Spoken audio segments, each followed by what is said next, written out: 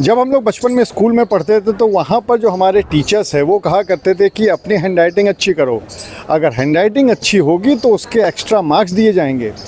और उस extra marks के चक्कर में हम सभी लोग कोशिश किया करते थे, लेकिन कोशिश कभी भी सफल नहीं होती थी तो उसे भी छोड़ देते थे।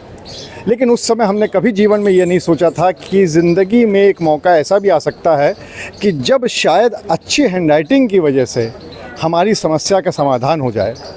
शायद आप भी चौंक गए होंगे इस बात को सुनकर, लेकिन कानपुर में कुछ ऐसा ही देखने को मिला। दरअसल हुआ ये कि यहाँ पर एक छात्रा है शिवानी, उसके घर की कुछ समस्या थी और उसके जो दादा थे वो उसको लेकर आए थे यहाँ डीएम ऑफिस में। कोई समस्या थी, उसको लेके आए थे। उस समस्या को उन्होंने बताया। जो एप्लीकेशन लिखी थी वो शिवानी ने लिखी थी। मेरे पास है प्योर पाव भाजी का मसाला, प्योर पाव भाजी मसाला, पाव भाजी को टेस्टी बना डाला, सबका राजा आल प्योर मसाला। जब यहाँ पर डीएम जितेंद्र प्रताप सिंह ने उस एप्लीकेशन को देखा तो एप्लीकेशन को देखने के बाद उनको विश्वास नहीं हुआ और उन्होंने पूछा कि इसको कहाँ टाइप कराया है। तो पता चला कि इसको टाइप नहीं कराया है, बल्कि जो उनकी पोती है उन्होंने इस एप्लीकेशन को लिखा है।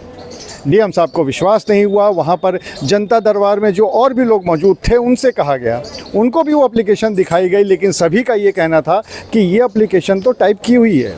लेकिन नहीं, वो एप्लीकेशन टाइप की हुई नहीं थी, बल्कि उसको शिवानी ने खुद लिखा था। और इस बात को देखकर और इस बात को पता करके सब लोग बहुत चौंक गए, क्योंकि जिस तरीके से एप्लीकेशन लिखे गए थे वो कहीं से भी ऐसा नहीं लग रहा था कि उसको किसी इंसान ने हाथ से लिखा है, बल्कि ऐसा लग रहा था कि शायद किसी टाइपराइटर से उसको टाइप किया गया है। उसकी हैंडराइटिंग देखकर डीएम इतने खुश हुए कि उन्होंने कहा कि अब तुम्हारा काम ज़रूर कर दिया जाएगा। लेकिन सबसे पहले हम आपको ये बताते हैं कि उस हैंडराइटिंग को देखने के बाद डीएम ने क्या कहा। हाँ, जनता दर्शन में एक प्रार्थना पत्र मेरे सामने आया था 7 अप्रैल में। तो जो एप्लीकेशन की जो राइटिंग थी वो बहुत ही ज्यादा खूबसूरत थी, मोतियों की तरह थी।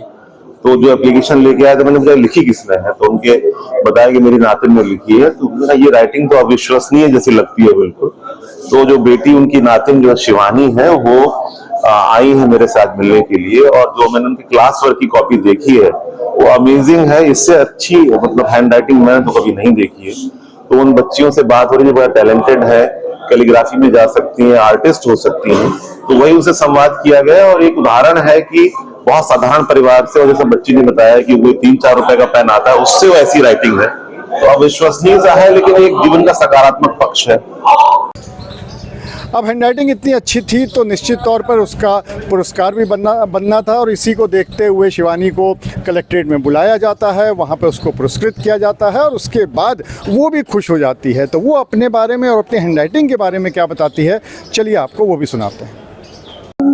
मुझे यहाँ पर स्पेशल बुलाया था और सम्मानित भी किया है, शुभकामनाएं भी दी उन्हें। वो मेरे बाबा लोग वो आप एप्लीकेशन लेके आते थे तो मैं ही लिखती थी, तो इस वजह से उन्होंने देखी मेरी राइटिंग, तभी 5 रुपए के पेन से। तो देखा आपने, बचपन में आपको उस हैंडराइटिंग के लिए भले ही कुछ मार्क्स मिले हों या ना मिले हों ये तो हमें नहीं पता, लेकिन इतना ज़रूर है कि उस हैंडराइटिंग की वजह से एक परिवार का जो काम काफ़ी लंबे समय से फंसा हुआ था वो ज़रूर पूरा होने वाला है। और इसीलिए कहते हैं ना कि अगर अच्छी हैंडराइटिंग हो तो उसके एक्स्ट्रा नंबर तो मिलते ही हैं। नंबर मिले भले ना मिले, लेकिन कम से कम आपकी समस्या का समाधान ज़रूर हो जाता है। अनुराग अग्रवाल, TV9 कानपुर।